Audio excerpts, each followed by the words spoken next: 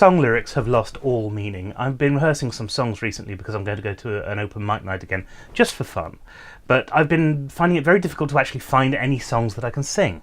They just don't have the same meaning that they once did. I mean, I remember in my youth songs like Oobla Dee Oobla Da or Da Doo Ron Ron. Real powerful lyrics. Perhaps middle age has stripped me of the ability to enjoy such timeless classics. I just can't get into modern music with its bitches and its hoes like it's taking a dog out to do some gardening. I mean, where's the poetic verbosity of songs like I Am the Walrus Coo-Coo-Coo-Choo? But maybe we haven't lost all poetry in music. I mean, there are still artists out there who were inspired by people like Burt Bacharach. They still admire the Beatles, the Who, the Stones, the Sex Pistols. From Eminem to JC, there is much lexicographical mastery in modern rap music. And there are bands like the White Stripes, for example, who keep the traditions of poetic lyrics going in their music. I think what I don't like about modern music is when people assume that the lyric isn't important. Sure, instrumental music is as fine an art form as any, but there are too many tracks that rely on a thumping bass line and 2 or 3 phrases just repeated ad nauseum. It's fine for a club, but it's no good for a 36-year-old man with a guitar in a pub full of semi-drunk people who really just want you to play Wild Rover and then fuck off. At least I like enough music to keep my Spotify subscription going.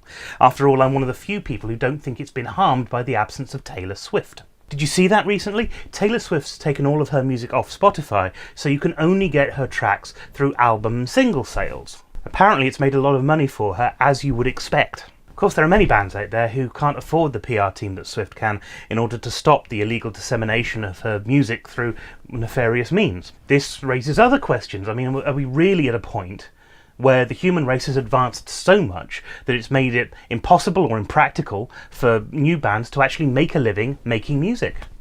The people who are appearing on The Voice don't seem to think so, even though we've not heard a peep out of the previous winners. I hate The Voice and X Factor and Britain's Got Talent.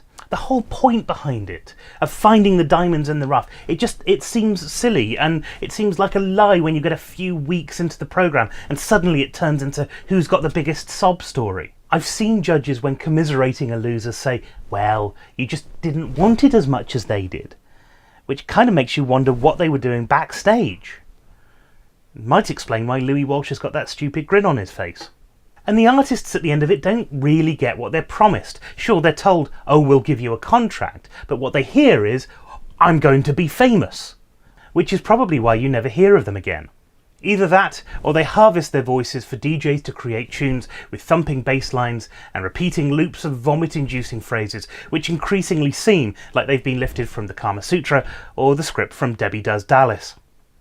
The modern music industry is in a mess, and it's not helped by ununified technological advances, artists with unrealistic expectations, and audiences who would be prepared to pay but would rather get everything free from YouTube.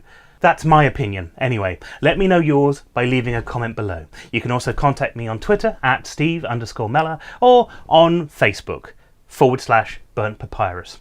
Until next week, this has been Mr. Stephen Has an Opinion. I hope you enjoy it, and I would really love it if you could like, share, comment and subscribe.